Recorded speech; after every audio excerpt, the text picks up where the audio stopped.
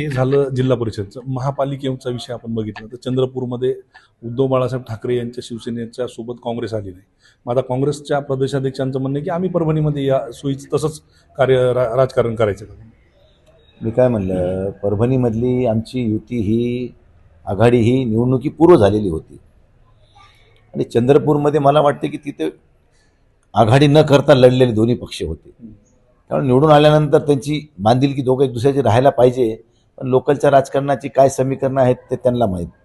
पण आमच्या इथं आम्ही निवडणुकीपूर्व युती केली, आघाडी केलेली असल्यामुळं आमचा समन्वय चांगल्यापैकी आहे, आमची ट्युनिंग चांगली आहे आणि आम्ही आपसात दुसऱ्याला समजून घेऊन चालू आहे आमचं. आणि आमचाच ह्या ठिकाणी महापौर आणि उपमहापौर होईल यामध्ये कुठं दुमत नाही. कारण आमचं स्थानिकचं राजकारण हे आम्ही एक दुसऱ्याला सामंजस्याने घेऊन केलेलं आहे आणि त्याचं आम्ही पुढे टेकू. काँग्रेस सोबतच राहील, काँग्रेस सोबतच राहील. अजित पवारांच्या राष्ट्रवादी संदर्भात काही माहिती मिळते की ती सोबत आहे तुमच्या, म्हणून काय वाटतं महापालिकेमध्ये? नाही, निवडणुकीपूर्व अजितदादाची दुर्घटना 28 तारखेला घडली आणि 25 तारखेला मला दुपारी 3-4च्या दरम्यान फोन आला होता अजितदादांचा की परभणी महापालिकेचं काय चालू आहे. मी म्हणलं दादा काय आहे सर? तर मला म्हणले अरे आपण दोघं बसू. मी म्हणलं दादा काँग्रेसची आमची निवडणुकीपूर्वची युती आहे, बसायचं तर आपल्याला तिघाला बसावं लागेल, दोघाला काही बसता येणार नाही.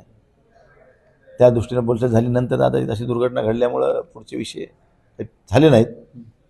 परंतु परभणीमध्ये काँग्रेस आणि आम्ही दोघं मिळून महापौर बनवू याचा मला विश्वास आहे. विरोधक खासदार संजय जाधव यांनी स्पष्ट केलं की परभणी महापालिकेमध्ये काँग्रेस आमच्या सोबतच राहणार.